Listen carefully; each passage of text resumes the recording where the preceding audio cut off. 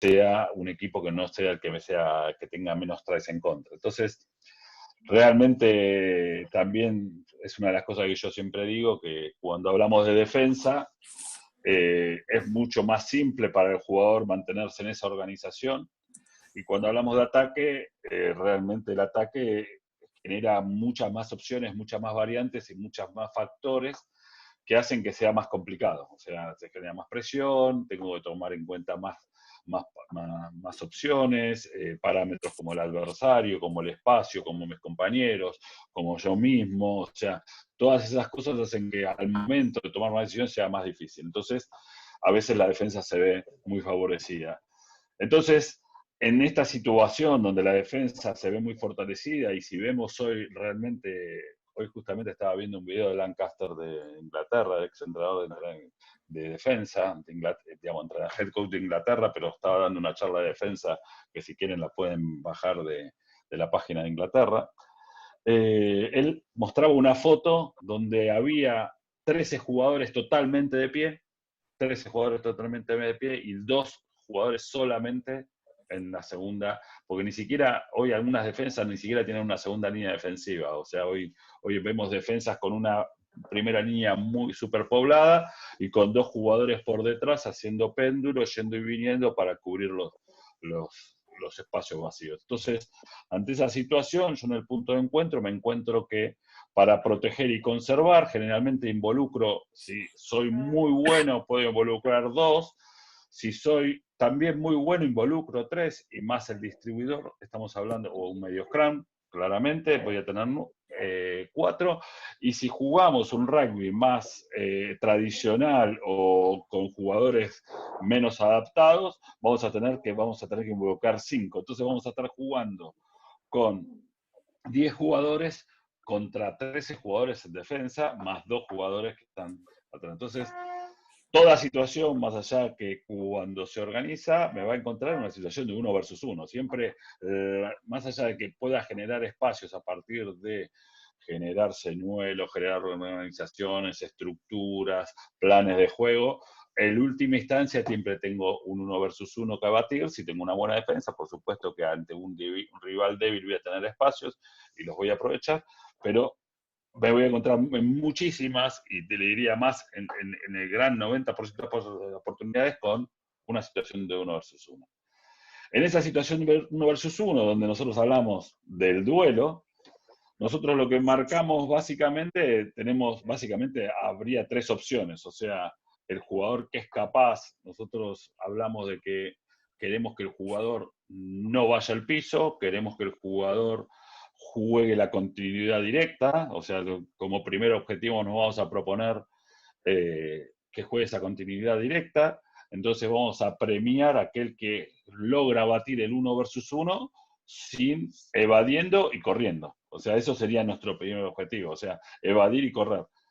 Si no logramos evadir y correr, vamos a pedirle a ese jugador que entra en contacto, en una situación de contacto, le vamos a pedir que trate de jugar en ese contacto, y es una muy buena situación, y es una situación donde lograremos desequilibrar la defensa y lo vamos a ver.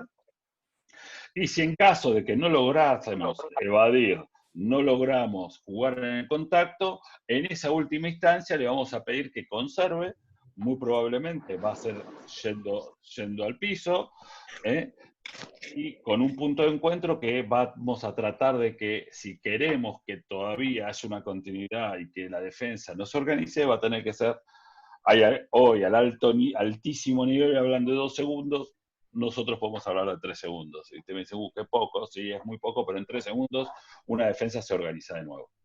Entonces, lo que tendríamos que tratar es que se defienda en 2 segundos. Entonces, ¿por qué? Básicamente siempre partimos de una cosa que tenía que haber hablado antes.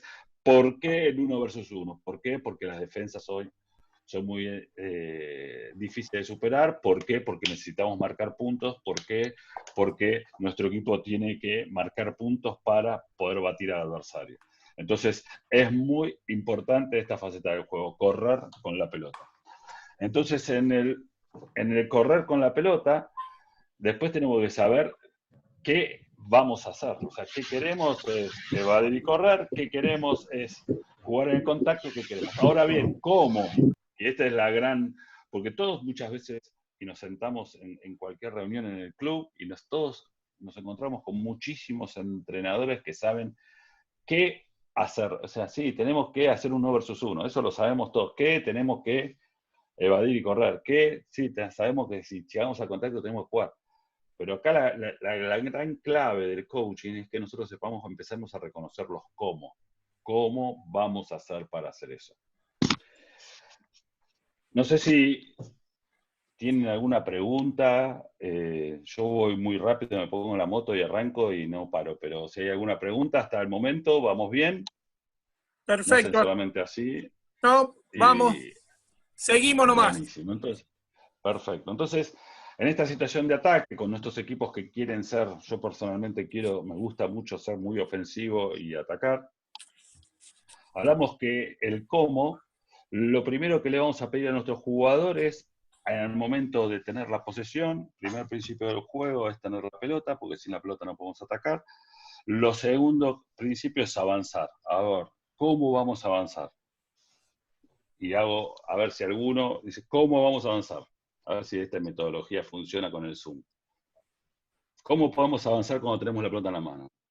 Porque es la primera parte del duelo o del 1 versus 1. O ¿Cómo sea, vamos a avanzar? como portadores de pelota Sí, ¿cómo podemos avanzar? y con la pelota en dos manos. O sea, Con la pelota en 2 manos, que me permite que yo puedo avanzar en el rugby, puedo avanzar de 3 formas. ¿Sí? Con la pelota en 2 manos, me permite avanzar de 3 formas. y ¿Cuáles es, son esas 3 formas? claro, Pie, o sea, pie, pase o guardo, o pateo. o pateo, perdón. Perdón, tenés razón vos, tenés razón, yo me confundí. O sea que Pie, vendría a ser la paso o famosa triple corro. amenaza, la que le decimos triple Exactamente, amenaza. exactamente. Entonces nosotros vamos al principio. La primera situación es triple amenaza. Ahora, yo tengo la pelota en las manos. Yo tengo que correr. Entonces, yo para correr hay 3 cosas que yo sí digo siempre que una destreza tiene que tener. ¿Cuáles son esas 3 cosas? Que son factores comunes a todas. Las 3 cosas es una buena posición corporal, control de pelota y control de carrera. Nosotros decimos que tenemos la pelota en 2 manos y estamos corriendo hacia adelante. Si no tenemos una buena posición corporal, no vamos a poder transmitir fuerza. La transmisión de fuerza nace en el piso, o sea, nace en los pies. Los jugadores de rugby normalmente creen que son, o sea, por supuesto que en los últimos años ha cambiado mucho, en los últimos años ha cambiado mucho, hay muchos entrenadores, pero cuando uno todavía ve jugadores del plantel superior, y hablo de clubes, no hablo de seleccionados, porque la verdad que la mayoría acá estamos con los clubes. Entonces decimos, bueno, los jugadores de rugby generalmente no trabajan con las piernas, trabajan con el tronco. Entonces, cuando trabajan con la parte superior, no transmiten la fuerza, que es donde más fuerza yo tengo, que son las piernas. Si yo hago sentadillas realmente con 120 o 140 kilos, nunca con pecho voy a hacer levantar ese peso. O sea, lo que nosotros es clave y fundamental que hagamos entender a nuestros jugadores es que lo más importante, no sé si alguien está compartiendo pantalla. Sí, no sé, eso estaba viendo yo también. Si alguien Caraza. Caraza agarró Caraza. y se metió y a mí me... esperen que voy a taparlo. Bueno, entonces, posición corporal. Pareciera lo que los ingleses llaman body position, o sea, muy raro, y ahora sí, quizás más frecuentemente lo vemos en los clubes, gente que hablen de la posición corporal, pero antes hablar de la posición corporal era muy raro. ¿Por qué? Porque son los pies, como yo hago fuerza de arriba hacia abajo y me van a impulsar hacia adelante, la fuerza que yo haga de arriba hacia abajo me va a después transmitir hacia adelante. Eso es lo que me va a permitir poder transmitir fuerza. Un ejemplo que yo doy claramente es que si yo voy a entrar en una situación de contacto, voy a tener que transmitir fuerza, voy a tener que imprimir fuerza sobre un objeto. Si yo hiciera una sentadilla y ustedes entraran en un gimnasio y vieran una persona haciendo sentadillas y tendría el cuerpo de costado y con los pies apuntando en la misma línea de la barra, ¿ustedes qué le dirían? inmediatamente como locos se dirían, pará, te vas a lastimar. O sea, porque saben que no puedo hacer fuerza con los pies de costado. Para hacer una sentadilla van a poner los pies alineados, ancho de los hombros, se van a poner la espalda derecha, van a bajar el centro de gravedad, y bajando el centro de gravedad y con la espalda derecha y el mentón despegado, saben que no van a encorvar la columna, porque si no el peso les va a caer sobre la espalda. Entonces van a hacer la fuerza y la van a hacer todo derechito. Básicamente, eso lo tenemos que transmitir en el juego. O sea, nosotros tenemos que tener los pies apuntando, pies, cadera, cuerpo, todos alineados, para que puedan transmitir la fuerza que yo imprimo con los pies, la pueda transmitir al resto del cuerpo. Posición corporal, clave. Jugadores, cosas que se ven generalmente es jugadores muy erguidos, jugadores con los brazos desparramados, o sea, no están alineados, jugadores que cuando van al contacto saltan, entonces no pueden hacer fuerza, ¿está? Entonces, es muy importante que nosotros como entrenadores, cuando estamos viendo una situación de 1 versus 1, lo primero que tenemos que decir, bueno, a ver, ¿por qué él puede hacerla bien? Y cuando lo van a ver bien, van a ver que tiene centro de gravedad abajo, tiene los pies, digamos, hacia adelante, con la presión hacia la punta de los pies, las tibias, o sea, como que las rodillas un poquito hacia adelante, como si fueran lo que llamamos tibias positivas. Tiene la cabeza, van a ver que está un poquito por debajo del rival. O sea, una vez nosotros hicimos un entrenamiento con un profesor de lucha, y él nos decía que siempre que uno quería aplicar fuerza sobre el adversario, tenía que ponerse por debajo de la línea de ojos del otro. O sea, tenía que ganarle el abajo. Si nosotros le ganábamos el abajo, podíamos aplicar fuerza. Entonces, esto es un poco, resumiendo, como es, si nosotros en una situación donde vamos a entrar en una situación quizás de fuerza, o vamos a correr, necesitamos tener una posición del centro de gravedad esté bajo, espalda derecha coincidimos que no es completamente derecha, sino que es neutra, con las curvas naturales, y el mentón despegado, un poco del mentón, no hiperextendido, y los brazos pegados al cuerpo. A partir de eso, yo tengo una buena posición corporal, voy a tener la pelota, ¿no? O sea, muchos de los que hemos jugado, hemos visto jugadores que nunca en su vida agarraron una pelota. O sea, hemos visto jugadores que yo siempre digo que para mí es como si fuera el objeto volador no identificado, y que la pelota es el enemigo. O sea, prefiero no tocarla antes de hacer cagadas, ¿no? Decimos. Entonces, la verdad es que si nosotros tenemos que trabajar un 1 versus 1, tenemos que tener una complementariedad de trabajo donde el control de pelota sea algo como natural. Tendría que ser más natural. El elemento no tendría que ser nuestro enemigo, sino que tendría que ser un elemento amigable que lo podemos tomar en cualquier situación. Entonces, constantemente en nuestros entrenamientos, el elemento tiene que estar relacionado al ejercicio que hagamos. Entonces, hablamos de posición corporal, control de pelota, y lo tercero que cualquier destreza tendría que estar, que es el control de carrera. ¿Por qué el control de carrera? Porque vuelvo a esa memoria colectiva que tenemos cada uno de tantos partidos que hemos visto, y de esos jugadores que cuando van a recibir se pasan de largo y les explota la pelota en el pecho, o que cuando la recibe se frenan porque tienen al rival tan cerca que no lo pueden pasar, o el medio scrum que se la pasa a uno y hace pase forward porque ya está pasado, o aquel jugador que cuando tiene que actuar tiene tan poco espacio que no puede acelerar. Entonces, es muy importante que manejemos la velocidad de nuestro cuerpo. O sea, en muchos entrenamientos nosotros trabajamos aceleración máxima y trote. Y pocas veces, o no sé si pocas veces, pero o por lo menos lo que nos pasaba a nosotros, quizás ustedes ya hemos evolucionado, tenemos que trabajar aceleraciones y desaceleraciones. Tenemos que trabajar cambios de ritmo, cambios de ángulos de carrera. O sea, las carreras no son todas lineales. Entonces, es muy importante entender que si yo voy a llegar a una situación de donde me voy a poner de frente a un rival con la pelota en 2 manos, tengo que tener una buena posición corporal que me permita hacerlo a la máxima velocidad y imprimiendo fuerza, transmitiendo fuerza, que la pelota no sea un rival más, sino que sea un aliado, y que a su vez esté con la velocidad adecuada que me permita hacer el gesto técnico, ¿no? Porque a veces hasta mover las piernas a máxima velocidad no es posible. O sea, es realmente pedirle a un jugador, cuando vos agarrás la pelota, agarrarla a la máxima velocidad. Hay control a máxima velocidad. Y cuando yo estoy a máxima velocidad, tenés que evadir. ¿Ah, sí? ¿Cómo hago? O sea, entonces hay que entender que hay momentos, y el control de la carrera no quiere decir, porque cuando hablamos de control parecía que dijéramos, no, baja la velocidad. No, yo no digo, hay que estar con la velocidad adecuada que el momento lo requiere. Eso es controlar mi velocidad. Si yo tengo que acelerar, acelero.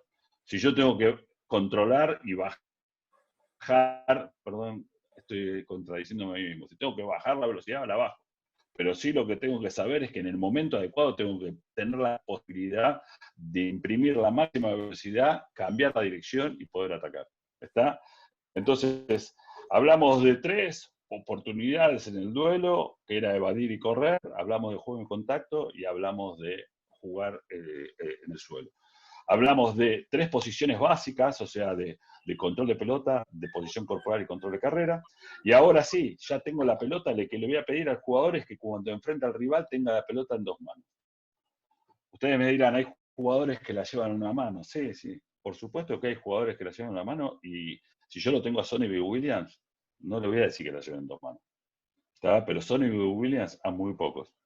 O sea, jugadores que son capaces de llevar la pelota en una sola mano y en el momento del contacto desprendérsela y sorprender al rival, premienlos, felicítenlos, y está en los entrenadores seguir motivándolos para que lo sigan haciendo. Ahora bien, la normalidad, sus jugadores o mis jugadores son los jugadores que la tienen que llevar en 2 manos, porque si la llevan en 2 manos son capaces de generar lo que decía Guillermo, la triple amenaza, algunos hablan de la triple incertidumbre, o sea, las 3 opciones de ataque. El jugador que enfrento no sabe si voy a patear, no sabe si voy a pasar, y no sabe si voy a correr. Entonces ya la ventaja la tengo de mi lado. Yo genero incertidumbre en el rival. Para Pancho, eso, sí, una ¿cómo no? pregunta que está sobre el tema de las 2 manos. También muchas veces nosotros los chicos, lo que primero le decimos, pelota en 2 manos, pelota en 2 manos, y vemos chicos que agarran la pelota y la pegan al pecho.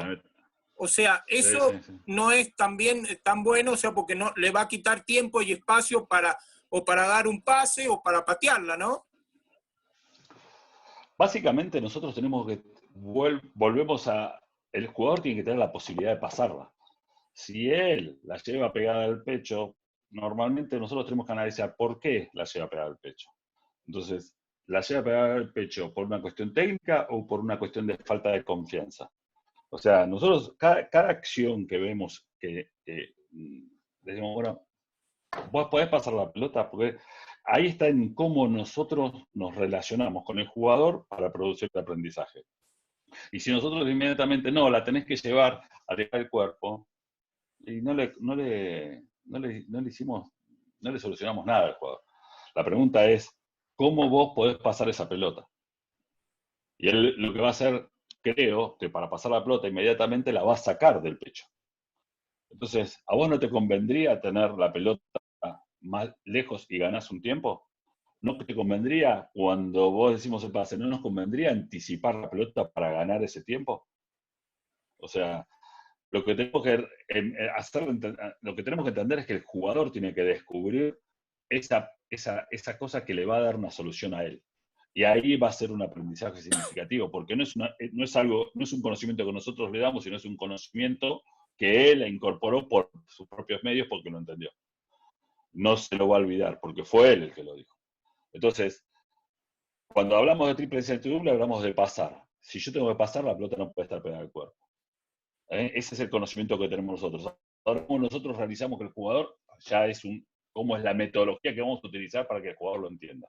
Son 2 cosas diferentes. Ustedes, como entrenadores, tienen que dar la información, pero lo importante es cómo esa información después la incorpora el jugador. Y ahí es donde es tan importante este feedback, donde no damos soluciones, sino que generamos preguntas para que las pueda responder el jugador y podamos generar el aprendizaje. Entonces, vos tenés a ese jugador con las dos manos, naturalmente fuera del cuerpo, que le permita pasar. Tampoco es lejísimo el cuerpo con los brazos extendidos, que se entienda. O sea, es una posición natural de correr con una pelota con los brazos semiflexionados, que le permita, en caso de estar muy cerca del contacto, acercarse al cuerpo para protegerse. En caso de estar lejos del contacto, puedo estar un poco más alejado. Entonces, lo primero que dijimos es enfrentar al adversario y lograr estar en el eje. O sea, eso sería lo ideal. Entonces uno dice, ¿cómo estar en el eje si me estás diciendo que tengo que ir al espacio? Sí, pero ¿qué le pedimos a la defensa siempre cuando tiene que enfrentar un portador? ¿Dónde se tiene que posicionar? Yo sé que es difícil el feedback en este tipo de aprendizajes, pero lo que nosotros normalmente le pedimos es que encuadre a 45 grados, puede ser adentro, puede ser afuera. El sistema defensivo para mí no va acá. Lo que sí es claro es que si nosotros queremos tener un tackle efectivo, el tackle más efectivo de frente es lateral, o sea, encuadrando 45 grados, donde la incertidumbre de mía como defensor no la tenga y yo sé que solo un lado me puede atacar. Si yo a uno que me va a hacer 1 versus 1 me le pongo enfrente, le genero 2 frentes de ataque. Y en ese momento yo como defensor digo, ¿cómo me va a atacar? ¿Me va a atacar a la derecha o me va a atacar a la izquierda? Yo siempre les digo, ¿nunca les pasó a ustedes que cuando uno muy bueno le hacía un duelo adelante, se quedaban sentados y decían, ¿qué? O sea, esa situación de quedarte sentado y que nos pasen, ¿por qué? Porque encuadramos mal. Entonces nosotros lo que tenemos que buscar es, sí, en fijar al adversario corriendo derecho, y una de las cosas que yo les pido, mírenlo a la cara. O sea, yo cuando tengo contacto visual con el del defensor, ahí lo fijé. Entonces, al tener ese contacto visual, a partir de ahí que yo lo ataco, voy a lograr que quizás al atacarlo, lo que tengo que buscar es que se siente. Entonces, en el momento que yo lo estoy atacando, es ahí donde viene el movimiento de pasos, que no son, ahí es donde hay un montón no un montón, pero puede haber varias técnicas de cómo muchas veces nos dice, bueno, está bien, llegás al rival, lo enfrentás, movés los pies y entras en el espacio. Bueno, está bien, ¿cómo? Porque ahí es donde los pequeños detalles hacen la diferencia. Digamos, acá no es fácil, mucho más fácil en forma práctica, pero básicamente lo que tengo que tener en claro es que al momento del contacto, el pie que va sobre el adversario tiene que ser el mismo del hombro que va a ir al contacto. O sea, si yo tengo un rival, muevo los pies para entrar en el espacio y voy con el pie contrario, o sea, si acá tengo el rival, ¿no? No sé, acá tengo el rival, y este pie lo tengo retrasado y entro así, entro con estos pies acá, ¿qué le voy a dar al rival? Todo el cuerpo. O sea, todo el pecho para que él me pueda atacar. Entonces, es muy importante que a la hora de nosotros enseñar y coachar, la idea es que es un paso que va sobre el rival, salgo y entro sobre el mismo lateral del adversario. O sea, fundamental no ir al centro, objetivo no ir al centro, es un paso y un paso. Si nosotros al abrirnos ese paso lo hacemos hacia adelante y quedamos con el cuerpo, con el pie de ataque, que decimos que es el pie que va hacia el rival, o sea, que está más cerca del rival, sin el hombro apoyando ahí, entramos debilitados y ahí vamos a entrar en esa zona de contacto, en una situación donde va a tener mucha más facilidad el adversario de ganarme a mí que yo batir al adversario. ¿Tá? Por supuesto que si encontrábamos una persona que mide 2 metros y el que lo está atacando es de 1,60, puede entrar de cualquier forma al contacto. ¿Está? Estamos hablando de niveles parecidos. ¿tá? Por eso lo que decimos, Sonny Williams, 1,95, 105 kilos, tipo que domina muy bien el contacto. Hay muchas cosas que no las podemos copiar porque solamente las puede hacer él. Pero si lo queremos hacer técnicamente, es muy importante que ataquemos al rival derecho salgamos del espacio, al momento de entrar en el contacto, entrar en una zona de contacto con el pie y el hombro del mismo lado, si podemos pasar, pasamos, no hay que buscar, o sea, si nuestro movimiento es muy bueno y entramos en el espacio, corremos, y después de que corremos, en el momento del contacto, perdón, alejar la pelota del rival, o sea, el movimiento es con una o con dos manos, pero siempre alejando la pelota del rival, y al momento de pasar la línea de defensa, ¿qué tenemos que hacer? Volver sobre la espalda de nuestro defensor. Pancho, ¿Por qué insistir? Sí. Una pregunta, cuando dijiste mirar al adversario, mirarlo, también de intimidarlo, de fijarlo, también te permite que tu carrera sea derecha, o sea, que tu carrera prácticamente Exacto. que sea derecha y hasta inclusive bajar el centro de gravedad. O sea, el centro de gravedad bajar. Sí, la verdad es que yo creo que intimidarlo no, o sea, a mí no creo que por la cara uno intimide, o sea, lo que sí lo voy a fijar, o sea, yo te estoy mostrando que te estoy atacando y estoy totalmente de acuerdo con vos, es que lo que estoy haciendo es que estoy corriendo derecho, estoy completamente corriendo derecho, o sea, y que toda la continuidad que haga a partir de mi juego con mis apoyos va a ser por vista periférica y por comunicación, no girándome. ¿Está? O sea, entonces yo voy a controlar el juego de mis apoyos. Nosotros tenemos la suerte de tener la capacidad, más allá que la tenemos que entrenar, de mirar a 180 grados, tenemos que tener esa capacidad. Y también tenemos la capacidad de hablar y escuchar, cosa que pocas veces hacemos. Entonces, este jugador no se tiene que preocupar, el que tiene la pelota tiene tantas preocupaciones, que si además le dicen que tiene que estar mirando sus apoyos, y tiene que mirar, es muy difícil. El apoyo constantemente tiene que darle información. El portador tiene que recibir información, recibe información, y a partir de esa información juega. La información la recibe él mirando la línea defensiva, la recibe él escuchando a sus compañeros, la recibe él mirando en algún momento los jugadores que estaban. O sea, uno dice, ¿cómo hace? ¿No? Yo me acuerdo una anécdota que cuenta siempre Valdano en el gol de los ingleses, que dice que Maradona cuando terminó el gol, dice, yo te la quería pasar, pero no podía, y por eso seguí corriendo. Y Valdano dice, ¿cómo hizo este animal para llevarse todo eso desde mitad de cancha, correr, sacarse 3 jugadores, todo, y además me estaba mirando a mí para pasar la pelota? O sea, por supuesto que el jugador que tiene esa capacidad siempre empieza a hacer la diferencia, ¿no?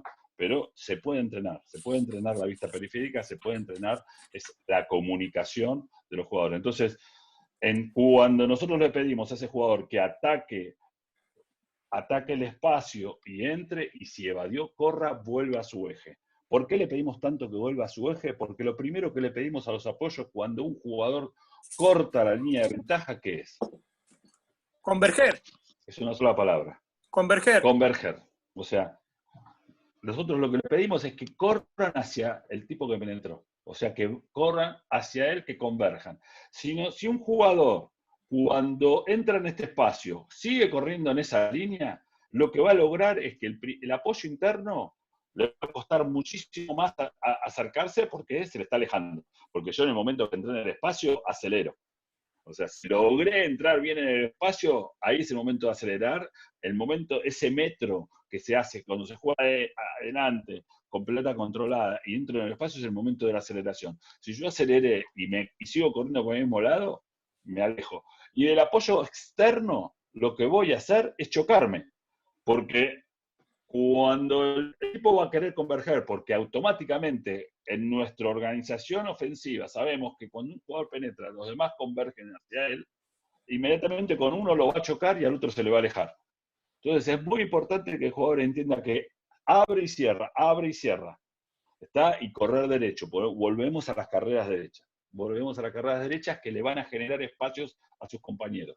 El gran tema de las carreras derechas no es que no estamos volviendo a la carrera derecha, sino porque la carrera derecha genera espacios para... Cuando nosotros empezamos a correr en algún momento de costado, lo que estamos haciendo, le estamos sacando el espacio a un compañero. Entonces, en vez de, si ya jugamos con mucha defensa, cuando corremos de costado jugamos con menos atacantes, porque yo al tomar la línea de un compañero mío ya estoy anulando un compañero. Entonces, si teníamos 10 jugadores porque con 5 pudimos conservar la pelota, vamos a tener 9. Son pequeños detalles que a veces no damos tanta bolilla, pero son fundamentales. Entonces, en ese primer duelista que es capaz de evadir, meterse y acelerar, lo felicitamos todos. Es increíble. Después es trabajo de los apoyos para dar continuidad. Por supuesto que va a tener un buen pase o va a tener una capacidad de seguir evadiendo y hacer el track. Pero la verdad es que tener jugadores hoy en día que sean capaces de correr y evadir son oro en polvo. Por todas estas cosas que hemos hablado antes. O sea, por todo lo que hemos hablado de las características que tienen hoy las defensas y la agresividad y la facilidad que tienen respecto al ataque, el tener un ball carrier, el tener un tipo que sea capaz de penetrar defensas, de quebrar y sin ser detenido, oro en polvo. ¿Tá? Entonces, pero si fuera tan fácil, no hablaríamos más de lo demás. O sea, lo que nos pasa es que cuando nosotros llegamos a la zona de contacto, las defensas se cierran, tenemos muy buenas, como nosotros entrenamos el 1 versus 1, la defensa entrena el tackle, tenemos jugadores que taclean. Entonces, lo que le vamos a pedir, que si el jugador entra en contacto, no tiene que dejar de mover las piernas. Volvemos a las piernas. Tenemos que tener la posición corporal que me permita ejercer fuerza. Porque cada jugador que entra en contacto, en cualquier circunstancia que entre en contacto, tiene que tener la obligación de siempre ir más allá de donde se generó el contacto. O sea, y muchas veces, y estos son pequeños detalles, cuando nosotros entrenamos y decimos, vamos a hacer un entrenamiento de oposición y vamos a hacer puntos de encuentro y lo que quiero, a mí lo que me interesa es que analicen el plan de juego. Entonces van a una situación de contacto y cuando van a la situación de contacto se desmayan. Y ni siquiera presentan bien, que es otro punto, y ni siquiera hacen el rack bien. O sea, los tipos que vienen se quedan parados. Y esa situación, que la hacemos muchísimas veces, lo que hace es repetir un error constantemente. Y lo que estamos fijando es un gesto que después le estamos pidiendo que no, que en la situación de contacto y vaya más allá. Pero ¿cómo? Si yo hice un contact o un imaginario, depende de cómo lo quieran llamar, donde yo cada vez que fui al piso me desmayé, no me moví en el piso, no desplacé el punto de encuentro, los que me vinieron a limpiar estaban todos parados y la pelota la sacamos como pudimos. ¿Por qué? Porque lo que estamos viendo es cómo juegan afuera, a ver si fue linda la jugada, si el diseño salió como lo habíamos visto, todo eso. Entonces, la verdad es que esos pequeños detalles son los que cuando empezamos, yo hago mucho trabajo de hoy en día el contacto es muy fuerte y muchas veces los jugadores están muy golpeados. Entonces, uno dice, sí, queremos entrar con contacto, pero a veces no podemos entrar en contacto si realmente el jugador entra en contacto el sábado, a veces muy fuerte, y no se llega a recuperar el martes. ¿No? Entonces, cuando llegamos al martes le queremos hacer de nuevo contacto, y cuando llegamos al sábado estamos muertos. Entonces, lo que generó muchas situaciones de partidos donde no hay contacto real, pero sino agarrar con 2 manos o agarrar con 2 defensores, o sea, lo que nosotros llamamos tocata a 4 manos. Pero lo que le exijo al jugador, que cuando es tocado tiene que hacer 3 pasos hacia adelante antes de ir al piso, y que tiene que presentar y hacer todos los gestos correctamente. Y si no los hace, pierde la pelota. O sea, inmediatamente un jugador que está jugando una tocata, que no cumple con las consignas, de no hacer los 3 pasos, de no presentar bien, y le haces perder la pelota, a los 2 minutos está haciendo lo perfecto. Si se la haces perder la pelota. Si no, no pasó nada, no pasa nada. Entonces siguen todos haciendo cualquier cosa. Es fundamental, cuando damos una consigna en un entrenamiento, respetar, o sea, hicimos hábitos, empezó el entrenamiento, primeros 15 minutos, vamos a entrenar duelo, vamos a hacer hábitos, tenemos en cuenta pelota en 2 manos, vamos a hacer el imaginario, y el imaginario dura media hora. No respetamos si la agarran con 2 manos, no respetamos si van más allá del punto de encuentro, no respetamos si la presentan bien. ¿Por qué? Porque es un imaginario y lo que me interesa es cómo se mueve el equipo. Pero ¿cuántos racks hicimos en ese imaginario? 80, 50. Esos 80, 50 fueron todavía más de los que hicimos los primeros 15 minutos.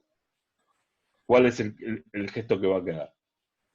Entonces, sabiendo lo que hay que hacer, tenemos que siempre hacerlo de la misma manera. Si nosotros vamos a presentar la pelota de una forma, siempre la presento de una forma. Y me voy un poco por un lado y por el otro, porque la verdad que creo que está relacionado. Pero a lo que vi, volvamos un poquito para atrás y volvemos al punto donde entramos en contacto. Entonces, lo que le pedimos, dijimos, es que el jugador proteja la pelota, conservación, principio de juego, primer principio es conservación, segundo principio es avanzar. Puedo avanzar, entonces tengo que mantener moviendo las piernas, tengo que hacer fuerzas, para eso tengo que tener una buena posición corporal, centro de gravedad abajo, le voy a pedir que vaya lo más adelante que pueda, y si domina la situación, no sufre la presión, o sea, uno en ese momento evalúa, el jugador qué tiene que hacer, evaluar, porque muchas veces es, vamos de un extremo al otro, no, en el caso de contacto no la pasamos, no, en el caso de contacto revoleala como sea. No es ni una cosa ni es la otra. No. ¿Por qué? Porque queremos darle soluciones a los jugadores en vez de generarle una resolución de un problema. ¿No? Y vuelvo siempre, yo soy medio denso en esto, pero digo, nosotros nos enseñan fundamentalmente en el rugby de acá, en la Argentina, es que nosotros tenemos que educar a nuestros jugadores. Entonces, para educarlos, tenemos que educarlos en tomar decisiones. Y cuando tienen que tomar una decisión, no se la dejamos tomar. Entonces, lo que tiene que hacer el jugador en ese momento dice, ¿qué tengo que hacer? Y yo te pregunto a vos, ¿qué tenés que hacer? ¿Qué tenés que hacer? Y la tengo que pasar. ¿Por qué la tenés que pasar? Y para que haya continuidad, pero estás dominando tu posición corporal, estás avanzando, estás sufriendo la presión del rival. El rival te tiró 3 metros para atrás, ¿tenés que pasarla? El rival está trabándote la pelota, ¿tenés que seguir intentando pasarla o tenés que tratar de mantener la inercia hacia adelante y buscar un punto de encuentro donde podamos sacar la pelota antes de los 3 segundos? Entonces, ese es el trabajo. Y muchas veces decimos, sí, pero no tengo tiempo, porque el sábado ya me llega el sábado, tengo que jugar.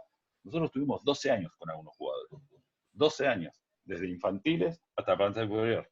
Y en algunos tuvimos 15 o 17, y siempre era, el sábado tengo que jugar. Lo que tenemos que hacer es cómo hacemos para preparar a ese jugador para que vaya creciendo y sepa tomar las decisiones adecuadas, que después, en una situación de conflicto y de presión ante cualquier circunstancia de su vida, va a tomar la decisión adecuada. Porque si el tipo, ante un rival que le quiere sacar la pelota, que lo quiere hacer retroceder, que le quiere meter presión, que lo está agrediendo dentro del juego, el tipo toma la decisión adecuada. Eso está buenísimo. Realmente a mí me motiva mucho. Entonces, el jugador que entró en el contacto mueve las piernas, si encuentra en una posición con la posibilidad, o sea, no sufre la presión, sino que él genera la presión, tiene que dar continuidad. Tiene que dar continuidad. ¿Cómo da continuidad? Lo que normalmente decimos, jugar con un pase en el contacto, o lo que otros hablan de offload. O sea, lo que se busca es jugar en el contacto cuando yo domino la situación y estoy generando la presión al rival. Hay un pequeño detalle que yo siempre le pongo a esto, que si ustedes se ponen es un medio como una obsesión mía. Si ustedes miran todos los pases en el contacto, el 90% de los pases efectivos terminan con las manos hacia arriba. No es un detalle menor. Si nosotros terminamos con los dedos hacia abajo, la pelota va hacia abajo. Los jugadores muchas veces quieren jugar el offload y terminan con la mano hacia abajo. Ese poner los dedos hacia arriba es el tiempo justo que me permite ese apoyo, que converge, o sea, el jugador se tiró a penetrar, ¿qué hacen los apoyos? Que el interno que le pedimos fundamentalmente, que converja, que entren en ese espacio que me generó. Y en ese espacio es donde juego. Detalle, pequeño detalle, que lo mírenlo cuando hacen la técnica, que los jugadores, cuando se cae, los dedos están apuntando para abajo. No le da el tiempo al jugador que llega para tener ese momento de atacar la pelota. Está dedos hacia arriba y jugar en contacto. Si no puedo jugar en el contacto, me dominan la situación, ahí sí, estoy en una situación de inferioridad, tengo que hacer un esfuerzo para conservar como sea la pelota, tratar de no perder espacio, o sea, ir lo más adelante posible en mi medida de posibilidades, y cuando voy a ir al piso, empieza otro trabajo. O sea, una de las cosas que Mario Ledesma incorporó mucho desde que llegó es siempre empiezo. O sea, ¿qué es lo más importante? No, lo más importante es que siempre empiezo. Lo más importante es tener la pelota en dos manos, pero lo más importante es cuando voy al piso seguir peleando. O sea, voy al piso y empiezo a trabajar en el piso. Muchos jugadores les pasa que van al piso y ahí, no, ya pareciera que es un problema de los apoyos. Está comprobado, nosotros lo sacamos por estadística, que el 70% de los racks eficaces son cuando el portador hace los factores claves correctamente.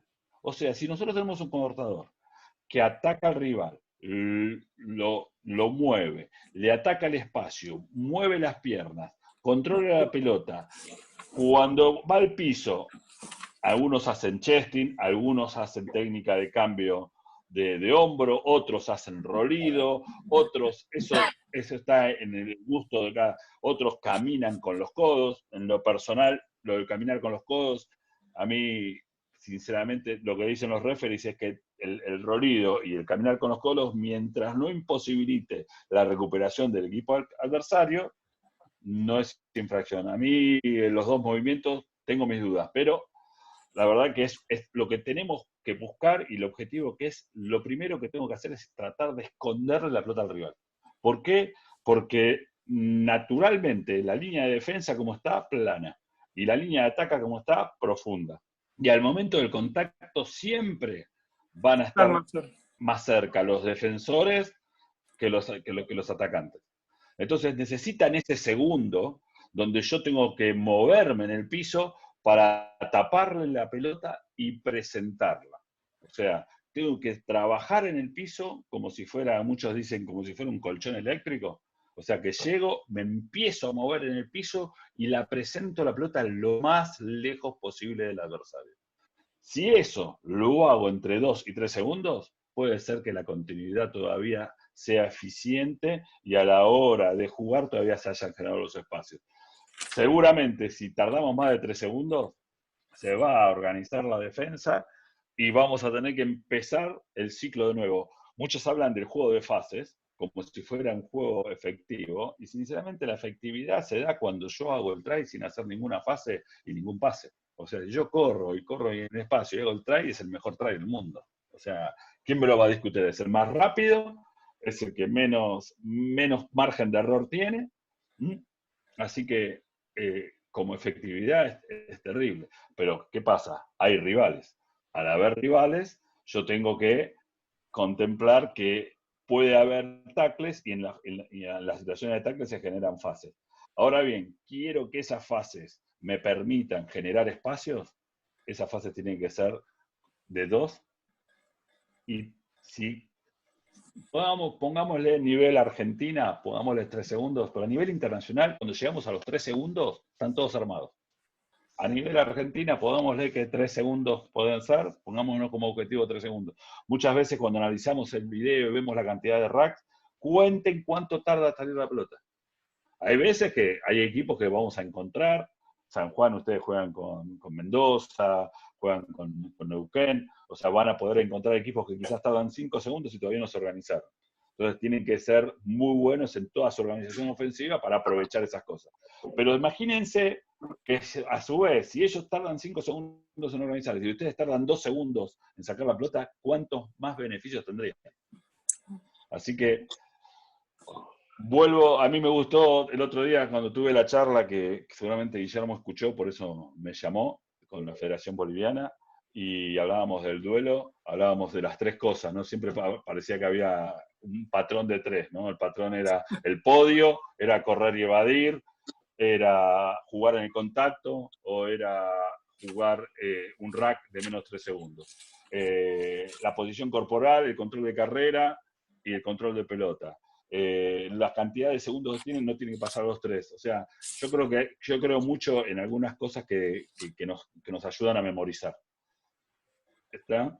Y después todo lo que son los factores claves, o sea, que hacen a la observación. Ahora, yo me pregunto, si ustedes agarran un jugador ahora y dicen, bueno, a ver, tiene que tener la pelota en 2 manos, tiene que tener una posición corporal, tiene que tener control de carrera, tiene que tener control de pelota, tiene que fijar, tiene que mirarlo, no tiene que bajar el centro de gravedad, tiene que correr.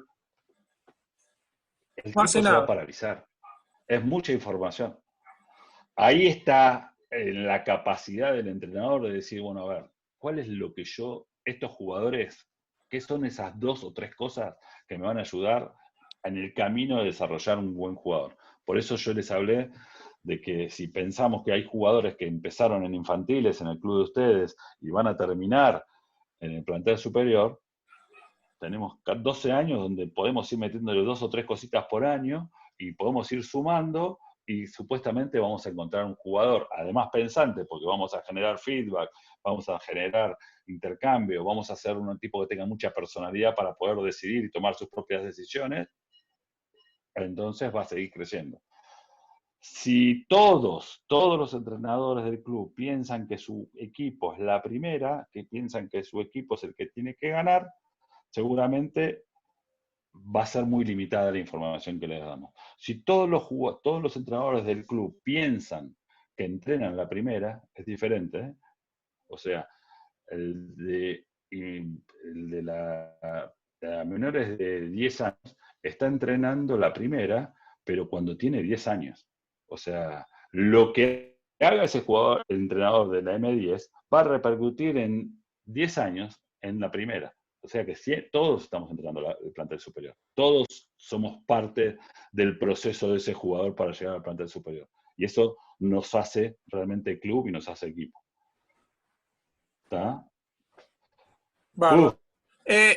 Ahí, Ricardo. No sé si hablé demasiado, ¿no? No, perfecto. Ahí Ricardo de Pedro levantó la mano. Ricky, te logré que Antonio, logré que Antonio Puerta no hable. Ese es un gran mérito. Ricky, ¿podés hablar? Ricardo de Pedro. Ahí está. Hola, buenas noches, Pancho, ¿cómo estás? Hola, Ricky, ¿cómo andás? Muchas gracias por la charla. Yo lo que detecto puntualmente, muchas veces nosotros como entrenadores no le dejamos bien en claro el mensaje al jugador en la preparación, la ejecución y la terminación en los factores claves del duelo.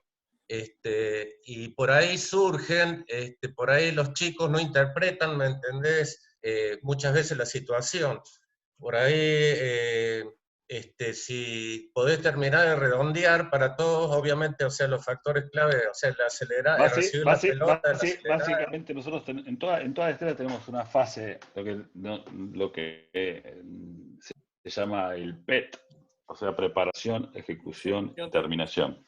O sea, ¿para qué se analiza y por qué se hace de esa forma? Para que sea más fácil al ojo del entrenador ordenarse en qué fase de la destreza podemos individualizar lo bueno y lo malo, o sea, y lo que tenemos que trabajar. Si nosotros hablamos específicamente del duelo, en la fase de preparación es todo lo que hacemos antes del contacto. ¿Qué es la preparación?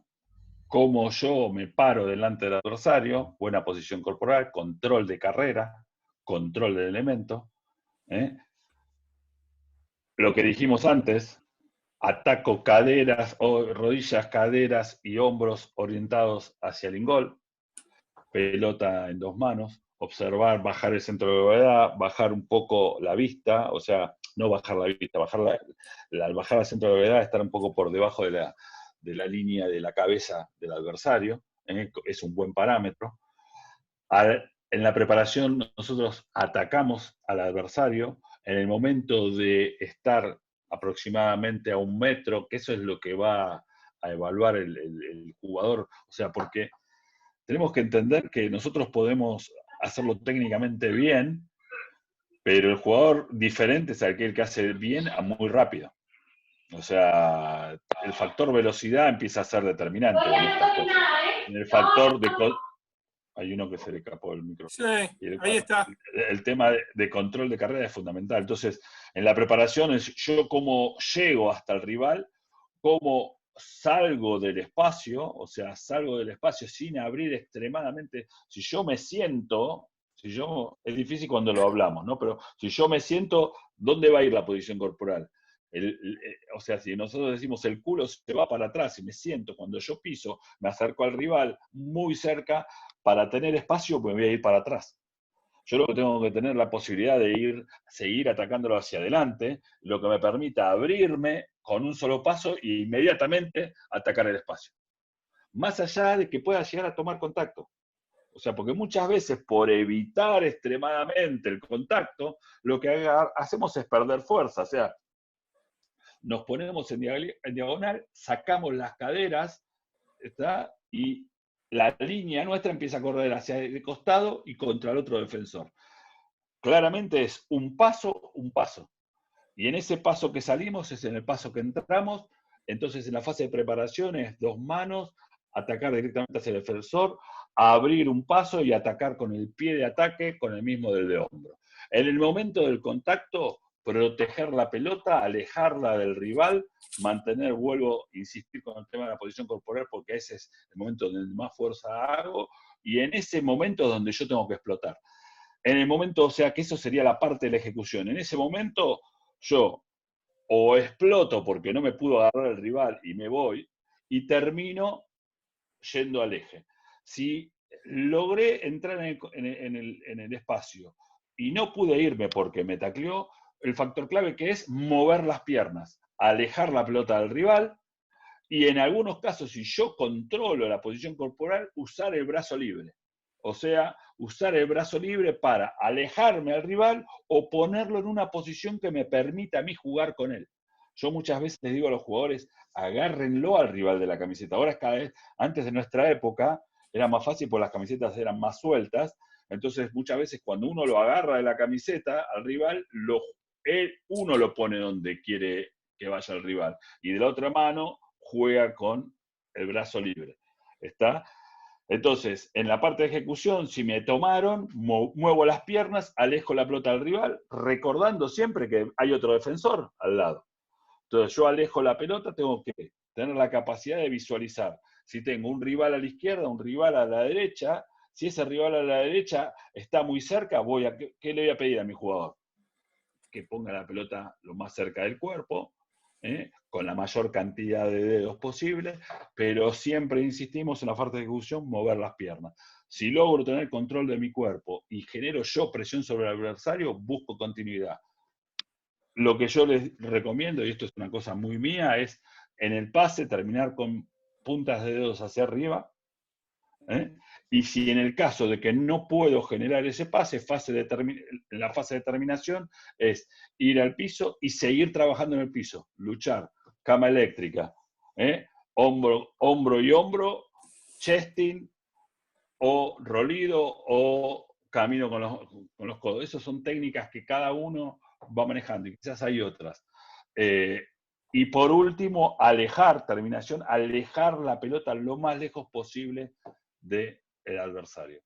Bien. Yo muchas veces lo comprometo mucho al 9, le digo, vos, ¿cómo querés que te den la pelota? Y yo quiero que me la den la pelota limpia. Y vos, si vos querés que te la den la pelota limpia, vos, ¿qué le pedís a tus forwards? Porque vos no te digo que te enojes ni que tengas que pelear, pero vos tenés que garantizarte tener una pelota disponible. Entonces, pero los medios grandes, lo único que hacen es no lo único que hacen, hay muchos que van y se empiezan a pelear adentro de los racks, en cambio de decirle, muchachos, ustedes me tienen que dar la pelota limpia, ustedes tienen que trabajar, tienen que luchar en el piso, no terminó el trabajo. Y el primer apoyo va a tener un 20% de responsabilidad. Si nosotros, el portador hace todo esto que decimos, hace todo bien, llega el primer apoyo con 2 jugadores, si hacemos todo bien, y en 2 segundos, con 2 jugadores jugamos la pelota. Y con 2 jugadores tenemos todavía los espacios. Ahora bien, todos tienen que hacer todo bien. Si no, va a tener que participar el tercer apoyo. Y si no, va a tener que participar el cuarto apoyo. Y es muy probable que porque ya eso empezó a hacer que no hicimos las cosas tan bien, si participaron 2 apoyos más. Entonces ya debe haber algún pescador. Y si hay algún pescador de adversario, quiere decir que tenemos muchas posibilidades de perderla, por un penal o porque nos la recuperan directamente. Bárbaro. ¿Ah? Ahí. Pero sí, el tema, lo que decía Ricardo para redondear, es muy importante. Cuando hablamos de destrezas, nosotros los partidos los podemos mirar en cámara amplia, donde miramos el desarrollo del juego. Podemos mirarlo por la cerradura. ¿Está? O sea, cuando hablamos de la individual, como es 1 versus 1, empezamos a mirar el detalle.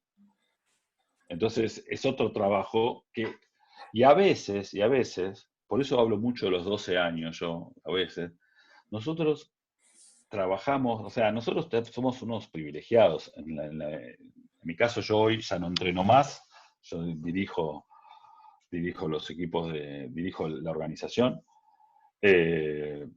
pero somos unos privilegiados de tener tipos que están todo el día jugando al rugby, porque están todo el día pensando en rugby, todo el día, como quizás les pasa a ustedes, ¿no? Pero los jugadores tienen trabajo, tienen estudio, tienen novia, van el martes y jueves a ver a sus amigos y de golpe hacen 1 hora de físico en algunos casos y les queda solamente 1 hora un día y 1 hora de rugby, en 1 hora de rugby, en 1 hora de rugby tenemos que meter todo. Entonces, muchachos, empecemos a organizar y empecemos a decir, bueno, a ver, ¿qué vamos a privilegiar? ¿Qué vamos a pedirles que sí o sí? Bueno. Pancho, ahí Gustavo López te quiere hacer una pregunta. Gustavo. Dale. Sí. ¿Me escuchan allí? Perfecto. Perfecto. Perfecto. Bueno, disculpen la voz de ultratumba, pero estoy desde Alemania. Ahorita sí que ando. Mirá vos. Ya creo que a las 2 de la mañana. Pancho, te pregunto, ¿qué consignas o cómo manejan ustedes el asunto del handoff en la situación del duelo, ¿no?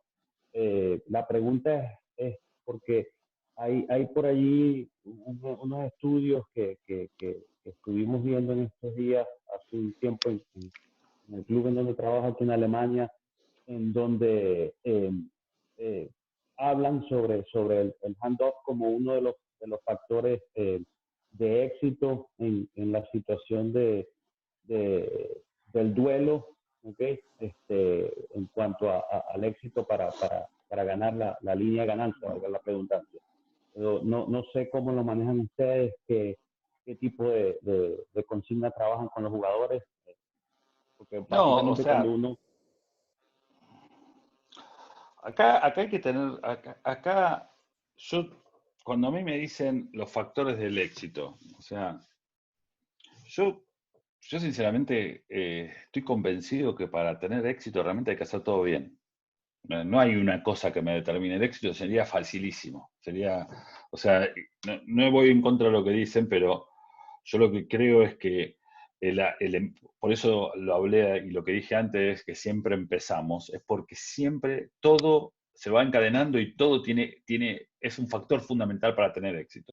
Si yo no entro con una buena posición corporal y voy a hacer un handoff y no tengo buen apoyo de pies, no voy a poder ejercer fuerza sobre el rival. Entonces, que trabajemos solamente un solo aspecto, no lo digo que lo digas así, pero digo no que trabajo solo aspecto, sino que lo determino como exitoso, el jugar bien con el handoff. Sí. No, yo lo que creo es que todo Tiene que ser más o menos. todo hace a que tengamos éxito. Ahora bien, si yo entro en una situación de contacto donde hay espacio, le voy a pedir a mi jugador que utilice el handoff. Le voy a pedir a mi jugador. ¿Por qué? ¿Por qué digo que hay espacio? Porque si entro en una situación donde los defensores están muy juntos, hoy los defensores, uno va a ir a agarrarme y el otro va a ir directamente a la pelota.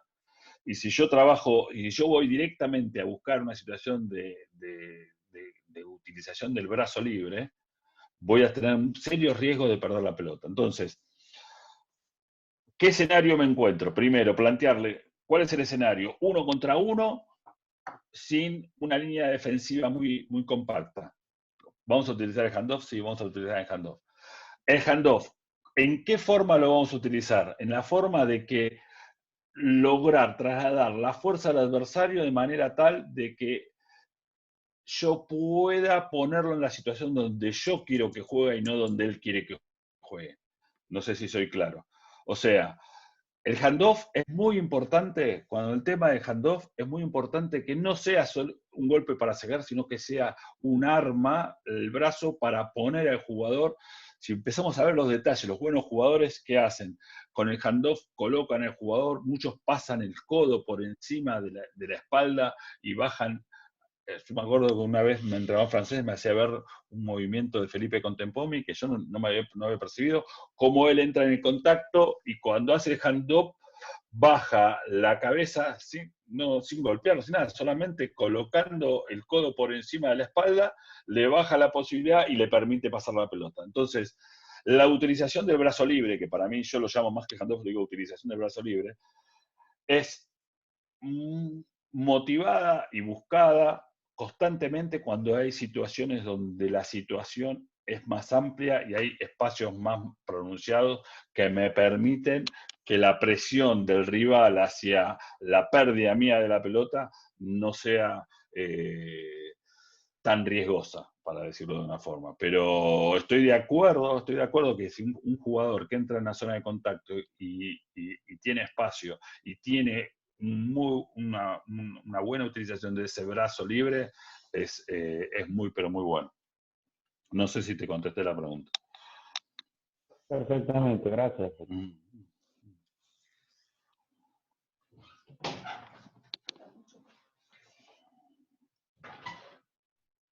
Sí.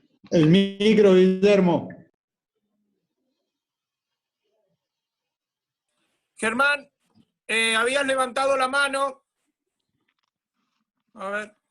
Germán Poblete, habías levantado la mano. ¿Querés preguntar? Ahí está. Bueno, a lo mejor no me escucha. ¿Algún otro? Una pregunta, Pancho. Cuando el duelista... Guille. Ahí está, dale, pregunta. Ahí está Germán. Mira, hola Pancho, ¿qué tal? Te hago una pregunta. ¿Sabes que Germán. tuvimos una charla hace unos días con Damián Schneider? Sí. Y la pregunta va específicamente al momento en el que no podés pasar y debes caer al piso. Bueno, recién explicaste, chesting, rolidos. Bueno, él nos dijo que criterio actual para lo que viene ahora, les han dicho desde World Rugby que no permitan más el rolido, el gateo con los codos.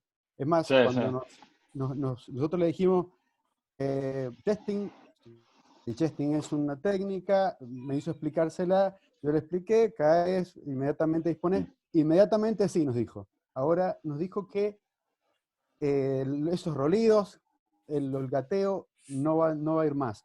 Y nosotros lo entrenamos, ¿no es cierto? De hecho, creo que todos entrenan esos movimientos en el piso. No sé si sobre eso... Mirá, Germán, esto, la algo. bajada de línea, Sí. la bajada de línea es que toda acción que no permita al jugador adversario disputar la pelota va a ser penalizada. Ahora bien, Exacto. Yo me caigo en el piso, no tengo ningún rival a 5 metros y hago 2 rolidos, no, o sea, por supuesto que hay árbitros de todo tipo. O sea, hay muchos que les bajan línea y nada, qué sé yo, no sé. Hacen, vos estás solo, te tropezaste, hiciste 2 rolidos y te cobra penal por hacer 2 rolidos. O sea, la verdad, ¿cuál es la fundamentación de esto? La fundamentación es que vos, acá es lo que el juego del rugby, para que no sea rugby league, se privilegia la disputa. Entonces Exacto. vos en ese momento, lo que se busca ahí es que el jugador adversario tenga el tiempo de disputar la pelota. Vos lo que tenés que lograr es que el jugador la presente lo antes posible. Yo te estoy dando el margen de 1 segundo, porque yo te pido 2 segundos. O sea, yo tampoco soy a mí no me gusta lo del caminar o gatear con los codos. Nunca me gustó, nunca lo entrené, pero después te vas a un partido y ves que un flaco hace 4 o 5 veces. Y el árbitro después te dice, sí, pero no había ninguno de los tuyos para pescar. Entonces eso se lo dejé hacer porque no estaba disputando la pelota. Entonces, a mí, si hago un solo rolido natural, cayendo, y hago un rolido y presento, yo lo he visto tranquilamente que no cobran nada. Claro, eso nos dijo Damián, eso sí, eso va a seguir igual. Él nos decía justamente eso que vos nos acabas de explicar. No puedes hacer 2, 3 rolidos, seguramente no te van a dejar hacer más. Caminar 3, 4 veces, no te van a dejar caminar. No te van a dejar. Si lo haces, caes, haces tac y la sacás, o sea, donde cuando el tipo va a ponerse, al árbitro le piden que lleve el silbato lejos de la boca, ¿no? No que lo lleve dentro de la boca. Entonces, para que cuando la lleva a la boca, piense y da ventaja. Si vos logras que la pelota ya la pusiste disponible en el momento que el árbitro ya jugó.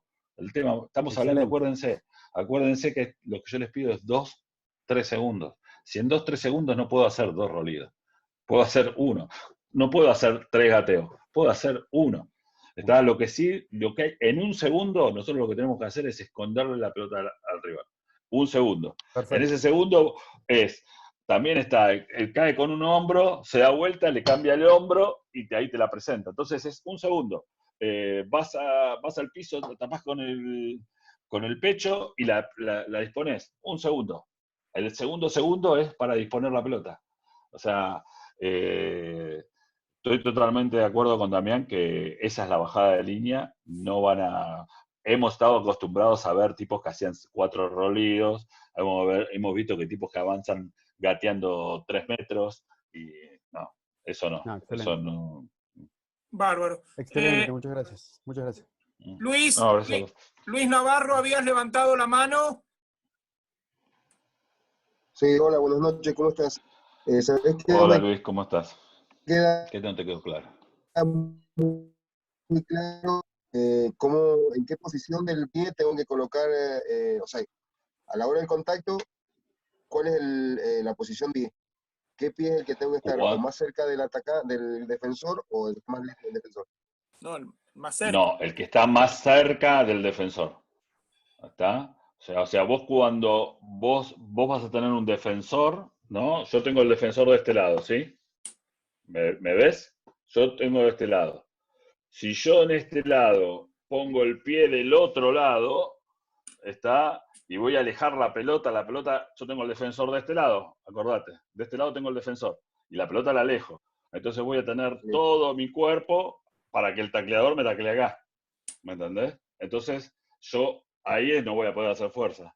Entonces, evitar por completo, no se olviden que o sea, nosotros pasamos de un extremo al otro, de ir al medio del esternón a querer evitar por completo el contacto. Y para evitar completo el contacto me voy al otro defensor, porque empiezo a correr de costado.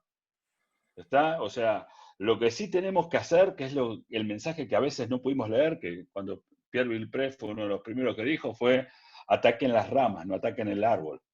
O sea, este es el mensaje. Nosotros tenemos que atacar las ramas, tenemos que atacar los costados. La otra vez, el año pasado, fuimos con Pepe Sánchez y él nos decía que en el básquet buscan los costados, ¿no? Cuando bloquean, buscan para correr al rival. Nosotros o vamos al medio o nos empezamos a correr de costado y entonces no podemos ejercer presión o no agredimos al rival porque estamos con las caderas hacia el ingol, o sea, hacia el touch.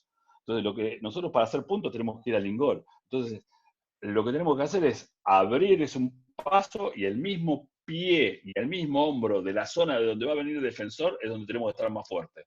En esa zona donde nos va a venir el contacto, no sé si va a ser un tackle o un contacto, donde va a venir el contacto, ahí tenemos que tener el mismo pie y el mismo hombro, porque ahí es donde nosotros podemos hacer fuerza. Bárbaro. No quiere decir que me freno, ¿eh? Yo no estoy diciendo que ahí me freno. Lo que pasa es que tenemos que manejar los movimientos tan rápidamente para que lograr eso, y muchas veces cuando hacemos los ejercicios, de golpe ponemos un jugador con un escudo y el otro que lo enfrenta, entonces le decimos, bueno, evade y lo hacemos, y el tipo corre, pero no estamos prestando atención en lo que decía Ricardo, que era la ejecución del gesto en la zona, o sea, lo que es la zona de contacto. Entonces, lo que vamos a hacer es que cuando no corregimos esos pies, el tipo cuando hace los movimientos lo hace de manera tal que al momento de enfrentar la presión siempre está débil. Si yo voy a empujar un auto, no voy a poner el pie atrás en el momento de empujo. ¿Qué hago? Pie y hombro al mismo lado. O sea, parecería natural, pero cuando vamos a esa situación de contacto no lo vemos tan natural. Bárbaro. Pancho, o sea, esto que hemos estado hablando es más sobre un duelo ofensivo, o sea, prácticamente. Sí, sí. ¿Cómo trabajaríamos un duelo defensivo, digamos, aparte del tackle? ¿O solamente tenemos el tackle? No, o sea, el duelo defensivo es el tackle, ¿no? O sea, si queremos batir, tenemos que taclear. Y nosotros lo que decimos, o sea, y ahí empiezas a hablar todo, vamos a desglosar por qué y qué y todo el tema del tackle. Y bueno, de la misma forma que si nosotros, lo primero que tenemos que hacer es cómo nosotros encuadramos al defensor. Perdón, al atacante. El atacante va a buscar que generarnos incertidumbre. Y nosotros en ese generarnos incertidumbre nos tenemos que encuadrar de manera tal de entrar en 45 grados. Eso no quiere decir que mi posición inicial esté a 45 grados. Eso fue un gran error que cometimos en el tiempo. O sea, si hoy yo tengo una organización defensiva que defiende de dentro hacia afuera o de afuera hacia adentro, indistintamente, no quiere decir que en el momento de pararme, yo me voy a poner en la posición, o sea, tengo que pararme delante de mi atacante, ¿sí? Cuando reciba la pelota mi atacante, naturalmente la va a recibir 1 metro lejos de mí. O si la recibe atacándola, va a venir hacia mí. Ahora bien, si yo me le paro porque voy a encuadrar de 45 grados de adentro hacia afuera, como una defensa normal y básica, me le paro ya anticipadamente 1 metro antes o sobre el hombro interno, al momento de recibir estoy 1,5 metros lejos de ese defensor. ¿Por qué? Porque cuando yo voy, él va a recibir, yo me quedé adentro. Y si él es más rápido, no lo voy a alcanzar. Eso es lo que nos pasaba mucho a nosotros en los equipos juveniles, hablando de 2010, o sea, lo que nos hacían un redoble en el medio de la cancha y cuando íbamos afuera no llegamos nunca, porque estábamos parados. Si teníamos un scrum en las 5 metros de un lado, estábamos toda la línea de 3/4 hasta el primer palo, y después dejaban todos libres, pues ya nos parábamos todos adentro. Entonces, una cosa es la posición inicial, o sea, antes de que salga la pelota, y otra cosa es la posición al momento del contacto. Cuando encuadro el momento de contacto, tengo que estar en una posición de 25 grados. Si yo voy a una posición totalmente frontal, primero me va a costar poner la cabeza. O sea, voy a sentir incómodo de cómo coloco la cabeza, ¿no? O sea, cómo hago para no lastimarme, ¿no? O sea, segundo, entro en una lucha de fuerzas, porque si el tipo 100 kilómetros por hora, estoy diciendo una estupidez, ¿no? Bueno, normalmente los jugadores pueden estar en un rango de 25 kilómetros por hora a 30. La cuestión es que la verdad es que si el tipo yo tengo la misma velocidad que él, de frente, y de frente vamos a empezar en una lucha a ver quién es más fuerte y quién es más rápido. Y además me voy a golpear. Si logro encuadrarlo a 45 grados, la fuerza no va a ser igual, voy a poder yo aplicar fuerza sobre el objeto o sea, que es la persona, voy a poder poner cómodamente mi cabeza por detrás y voy a poder mantener la acción de guerrero y voy a poder desplazar. ¿Está? Por supuesto, con una buena posición corporal, con un control de carrera. Nosotros ahí hablamos de control de pelota para ver dónde tiene la pelota el rival. Si nosotros podemos, porque nosotros hablamos mucho, que es la diferencia, que es otra ventaja que tiene la defensa. Nosotros en defensa siempre pedimos que trabajen 2 sobre 1. 2 sobre 1, siempre 2 sobre 1. Entonces, porque van a ser los únicos, todos los demás van a estar en la organización defensiva. Los únicos que trabajan sobre la pelota son esos 2 que inmediatamente, si no pueden recuperar, se posicionan, y si podemos tener 13 de pie mejor, si podemos tener 14 de pie, muchísimo mejor. Si no pudimos recuperar la pelota, si no, vamos a recuperar. Pero básicamente es posición corporal, encuadre a 45 grados, llegada, aproximación, posición del cuerpo, piña, lo que nosotros llamamos piña, que es atravesar el rival, mantener la posición, mantener la acción de las piernas en contacto, terminar sobre el adversario y ponernos de pie lo más rápido posible. O sea, el tackle, y esto es una cosa que también nos cuesta trabajar y que lo tenemos que trabajar mucho, es que el jugador, como yo les digo, que cuando va al piso con la pelota, empieza a jugar, o sea que tiene que poner disponible, cuando va al piso y taclea, empieza a jugar, se tiene que poner de pie lo antes posible. No terminó el tackle hasta que no se pone de pie. Y bien. Pancho, se tiene que poner a luchar, a disputar. sí. Volviéndonos otra vez a una pregunta, una duda, a lo que hablábamos, el duelista ofensivo. Muchas veces nosotros decimos a los jugadores que la última herramienta es ir al piso. O sea, que piensen jugar parado, que es lo que estamos. ¿Cómo considerás cuando el jugador va al piso un duelo perdido, a pesar de que sigue siendo, porque como vos dijiste, ahí empieza otra vez el piso, pero ¿cómo lo consideran como un duelo perdido? Si logra, o sea, acordate que hablé primero del podio, ¿no? O sea, yo le voy a dar la medalla de oro a aquel que logra ser ball carrier, evadir y correr. O sea, a ese le voy a dar la medalla de oro. O sea, en el orden de prioridades voy a pedir ese. Y la medalla de plata se la voy a dar al que juega en el contacto. Pero si el que no pudo evadir y correr y no pudo jugar en contacto y logra hacer un rack en menos de 3 segundos, le doy la medalla de bronce. O sea, no voy a buscar esa situación, no la voy a buscar, pero si por las circunstancias, porque el adversario fue mejor, porque yo no tuve no ejecuté el gesto técnico adecuado y no logro hacer las dos cosas anteriores, al menos yo lo voy a dar por perdido si el tipo pierde la pelota y tarda más de 3 segundos. Ahí sí, ahí ya digo, no efectivo. Pero si hizo porque tenemos que entender que jugamos contra un rival y el rival también puede ser mejor que yo.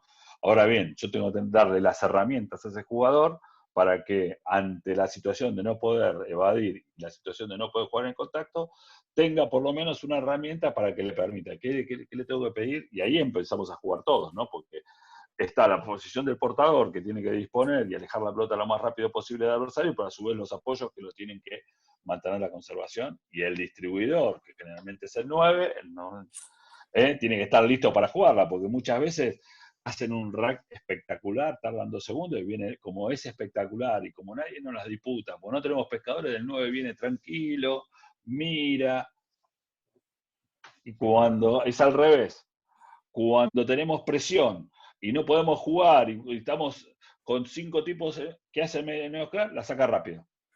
Porque tiene presión. No, justamente en ese momento donde nosotros tenemos que empezar a controlar el juego para poner ese desequilibrio. El rugby es un juego de presiones. El rugby es un juego de presiones. El que maneja la presión, maneja el partido. O sea, los 9 y los 10 tienen que manejar la presión. Tienen que tener el termómetro de ¿cuándo pateo? Cuando vos estás sufriendo la presión, tenés que revertirla y llevársela al adversario. Pero yo no le estoy dando la pelota al adversario, yo lo que le estoy dando es la presión al adversario. Le voy a dar una pelota para que mi equipo lo presione y volver a recuperarla. ¿Por qué? Porque estoy sufriendo la presión, en principio. Entonces, los 9 y los 10, y engancho una cosa con la otra, los 9 y los 10 tienen que ser los que mejor manejen el termómetro de la presión de partido. Si el partido me lleva a que tengo que jugar, y bueno, ahí yo conocí muchas aperturas que cuando la pelota sale en menos de 3 segundos y el rival no se acomodó, claro, tiene un montón de tiempo y espacio y te meten una patada espectacular y vos le decís, ¿cómo pateaste? Y no viste la patada que saqué y la gente lo aplaude de afuera, sacó 50 años, pero si sacamos una pelota, ganamos la inercia, tardó menos de 3 segundos, teníamos abierto a todos los jugadores para jugar y este condenado pateó. Y lo peor de todo, que lo aplaudieron. Entonces, y ahora bien, cuando tenemos la presión, tarda más de 3 segundos, el contrario está por matar más y ahí no, ahí se la sacan encima y la pasa. ¿Cuántas aperturas conocieron así? Y ahí le tira la pelota a los compañeros. Vamos, ¿entienden? O sea, este tema de la presión es clave, es clave.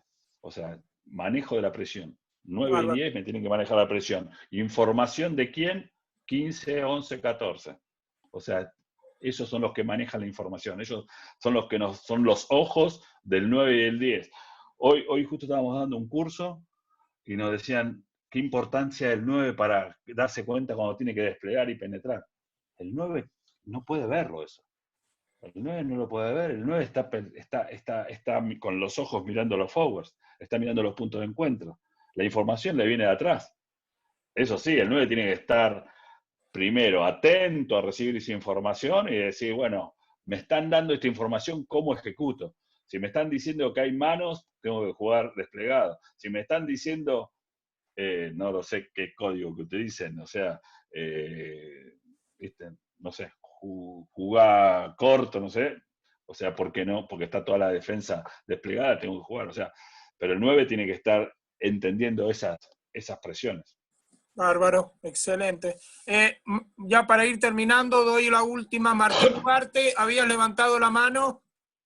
Martín, ¿me escuchás? Sí, ¿cómo te va? Buenas noches, ¿me Martín. escuchás ahí? Sí, sí, perfecto. ¿Cómo anda, Pancho? Una Hola, consulta, Martín. comparto 100% lo que decías recién del podio, pero vos coincidís en que muchas veces los jugadores tienen esa oportunidad de hacer ese break, ese quiebre o esa destreza, ejecutarla, pero muchas veces cometen el error, o nosotros los entrenadores cometemos el error de que ellos ejecuten el plan o el sistema de juego y no ejecutar esa destreza para poder hacer esos breaks o esos quiebres. Sí, totalmente de acuerdo, Martín. O sea, estamos enamorados de la estructura y no del juego. O sea, premiamos más, muchas veces, vamos a dar un ejemplo, sale la pelota de un scrum y habíamos planificado que íbamos a hacer una penetración en el centro de la cancha, entonces la pelota en el centro de la cancha va a una punta y armamos 2 grupos de forwards. Y en esos 2 grupos de forwards vamos a jugar 2 puntadas para hacer un semiataque, ¿sí? No sé si lo visualizaron, ¿está? Perfecto. Entonces, después vemos el partido y decimos, mirá qué bien, mirá cómo llevamos la pelota al medio, mirá cómo jugamos a la punta, mirá cómo... Muchachos, le vuelvo a decir, la eficiencia no se mide por la cantidad de fases ni la cantidad de pases. La eficiencia se mide por la cantidad de puntos que hacemos. Nosotros la primera charla que tuvimos con Graham Henry, no sé si la primera o la segunda, la primera charla nos dijo, ¿para qué tienen 2 brazos ustedes? ¿No? ¿Por qué no le cortan un brazo? Estábamos en el anexo de SIC, donde ahí estaba en ese momento el Pladar de Buenos Aires, y estaba entrando el M20 para irse al Mundial.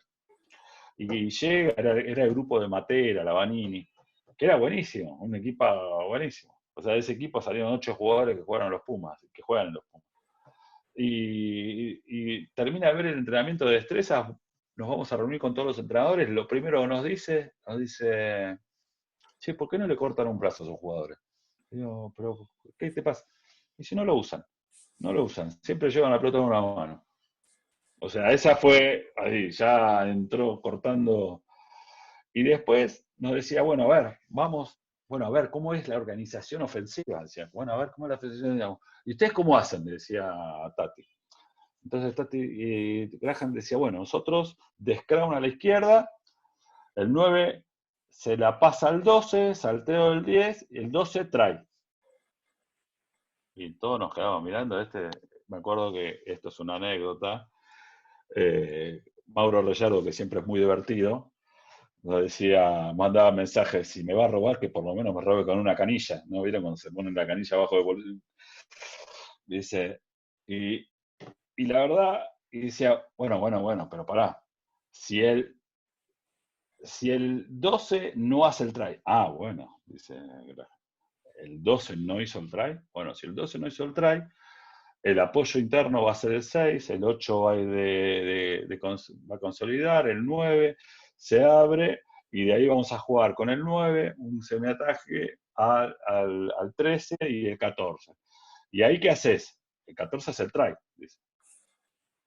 No, bueno, está bien, pero si el 14 no hace el... Ah, bueno, si el 14 no hace el try, y ahí está, o sea, el problema nuestro es que jugamos a las fases y a los pases. Y lo más importante en este juego que jugamos es de marcar puntos en el grano que metemos enfrente. Y si yo les aseguro que ustedes dicen el mejor equipo argentino, siempre es el mejor equipo argentino, es el que ganó. Y el mejor equipo de mi club es el que ganó. Y no es que soy un defensor ultranza del éxito. Yo soy un defensor ultranza de los valores y de muchas otras cosas más, de cómo llegamos al éxito, que es diferente. O sea, no soy defensor del éxito a cualquier costo. Digo, ¿cómo llegamos al éxito? Pero ahora bien, el objetivo fundamental del deporte es marcar puntos. Entonces, en el marcar puntos, Yo lo que digo es que cada situación es una posibilidad de try. Si cada jugador que agarra la pelota está convencido de que él puede hacer el try, va a generar tanta presión en su adversario que va a empezar a generar espacios en otros lados. Porque en el lugar que él va a correr derecho y va a atacar al rival, los rivales van a sentir esa presión y se van a cerrar. Y ahí vamos a generar los espacios. Si los jugadores van a generar fases, vamos a necesitar que el equipo adversario sea de un bajo nivel, que se coma todos los señuelos que hagamos. Yo he jugado con equipos, o sea, de clubes donde le decía, muchachos, hagan 3 fases. Hagan 3 fases, porque como eran tan malos organizándose en defensa, que era hacer 3 fases y después íbamos a encontrar un espacio libre. O sea, la cuestión era no perderla. Pero la realidad es que el juego evoluciona, mejora, y que cada vez la defensa se organiza bien. Entonces lo que tenemos que decir es, cada situación es una situación de marcar un punto. Yo me acuerdo una vez que leía al psicólogo de los Crusaders, que él antes de empezar la temporada les decía a los jugadores que se hicieran apuestas entre ellos de quién hacía más try. O sea, los segundas líneas se hacían, el que a fin de año hacía más try le pagaba una cena al otro. Pero, y no era por eso que eran egoístas, sino que eso lo que les generaba era que cada uno, cuando agarraba la pelota, iba hacia adelante, generaba presión en el adversario y generaba espacios para sus compañeros. Entonces estoy totalmente de acuerdo, Martín, en esto de que cada oportunidad tiene que ser aprovechada, pero para que aprovechar una oportunidad tenemos que coachear bien a nuestros jugadores y darles la confianza de que jueguen. Pero no es jugar a cualquier cosa, es generar el feedback, el ida y vuelta, el por qué hiciste esto, qué viste, dónde estaban los adversarios, dónde estaban tus compañeros. O sea, todo este trabajo de coaching que vamos haciendo con los jugadores a la larga paga. ¿No? Es lento, ¿eh? Por eso siempre yo hablo de la progresión, ¿no? Tuvimos a los chicos en menores de 10 y los terminamos en plantel superior. El club se tiene que poner de acuerdo en cómo van a realizar para que el chico que entra en infantiles llegue a plantel superior y tenga la capacidad de tomar decisiones, de tener buenas técnicas, de aprovechar las oportunidades, de enfrentar las adversidades, etcétera, etcétera. Pero muy buena la pregunta. Perfecto, gracias, Pancho. Bueno, gracias a vos. Pancho, 1 hora pasada, 1 hora y media, sinceramente, sin desperdicio, todo. Yo pienso que no hay muchas preguntas porque todo lo que has dicho es simple y claro, como tenemos que ser a veces los entrenadores en la cancha, manejar bien lo simple y no dar tanta información como vos decís. Así que... Hay que entender que un entrenador vale por lo que transmite, no por lo que sabe. O sea, si ustedes a sus jugadores les aprenden un 10%, ustedes valen un 10%, más allá que sepan un 100%. Y ese es un gran desafío, y es un desafío que a mí me ha costado mucho entender. A mí, porque yo siempre digo que el entrenador es altruista, ¿no? O sea, uno entrena en forma amateur porque tiene ganas de dar. Entonces lo primero que hace es dar. Y a veces no hay que dar tanto. Hay que saber administrar ese dar y hay que saber llevarlo y hacerlo crecer. Si no es como que lo enviciamos, es como a nuestros hijos. Le damos todo y en definitiva nos sale un desastre. Y a los tipos que le hacemos que cada cosa tiene su valor y que lo hacemos crecer bien. Y eso es un poco... Y saber a veces entrenar para 5, 25 o 100, porque a todo entrenador nos gusta entrenar 25 jugadores. Sí. Siempre, nosotros tenemos un rugby que es muy raro. Yo tuve la suerte de ir por muchos lados. Sinceramente, la experiencia que tuve en Sudamérica en World Rugby me ha permitido conocer realidades como la de Antonio, que es de Venezuela, como la gente de Colombia, gente de Perú o de Malasia, que también hemos ido, Canadá, o sea... Y no hay ningún país, eso quizás podemos decir que sí, que son la organización Uruguay, pero la verdad, como Argentina, con la estructura y la organización de rugby que tiene Argentina, no es ni bueno ni malo, es diferente. Es completamente diferente del resto. Hay pocos lugares donde un jugador entra y lo sacan muerto del mismo club. O sea, esa cosa es muy rara.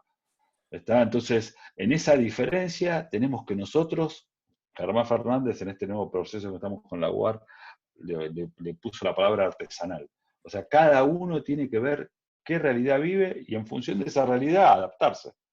O sea, nosotros decimos, bueno, tenemos 20 jugadores, bueno, podemos hacer un entrenamiento para 20. Tenemos 100,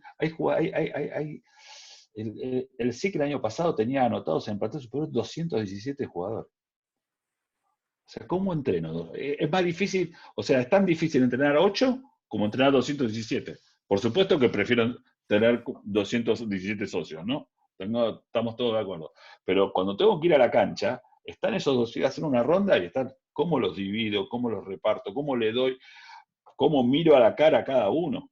O sea, cómo conozco los nombres de todos los jugadores. O sea, es tan difícil eso como entrenar 8, entrenar 25, o sea, todo tiene, por eso necesitamos, yo no les digo a los entrenadores que están trabajando de abogados todo el día, todo, que tengan esa gran planificación, pero sí que tengan algunos puntos que los tengan clave.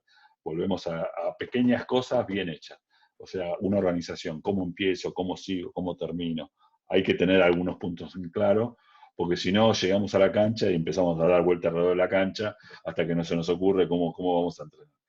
Y eso, pero bueno, nada, yo puedo hablar días, sí. Así que mi mujer me está matando porque no.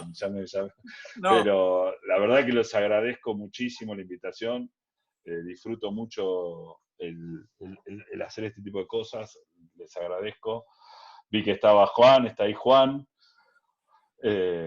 presidente, así que Richard, Antonio, a ver, toda gente que conozco mucho y que los quiero mucho, así que muchísimas gracias. De mi parte, muchas gracias por la invitación y espero que les haya servido.